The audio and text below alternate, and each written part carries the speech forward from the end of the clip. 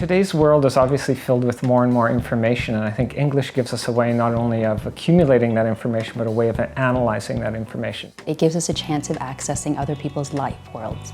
So the stories of people that maybe live far away in places we might never get to or encounter, people from earlier historical periods, as well as the stories of people that live in our own backyards that we think look quite familiar, but we don't know actually. It's about the way we live our lives, it's about human beings and their interactions with one another, and it's just an interesting time to reflect back on the changes and the lack of changes between then and now. The fascinating thing about cultural studies approach to English is that it locates you in a time and a place, and it locates you in the broadest sense within the midst of the culture that you yourself are participating in.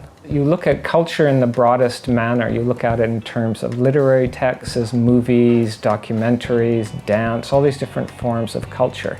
I was drawn to English because I loved reading as a kid, and I loved reading a lot of fiction, a lot of biography, drawing attention to how perception and narrative are created and how we're all positioned within the world differently in terms of gender, race, history, class, those kinds of lines, and made me realize that literature then becomes a great way of thinking carefully about how systems of power operate. If we think of the ways that cities have been represented through literature, I think we get a deeper sense of why cities have taken the shape that they have today.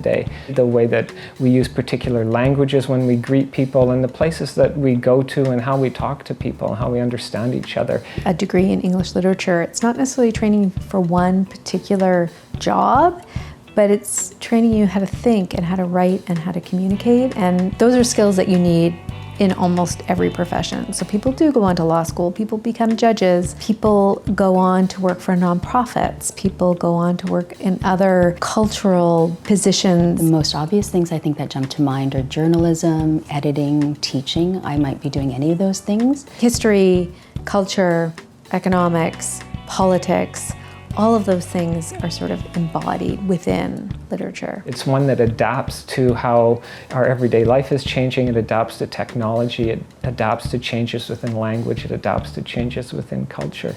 So I think it's one of the most flexible tools that we can have in the sense of being a citizen within the world, but also as being a serious student and a serious researcher.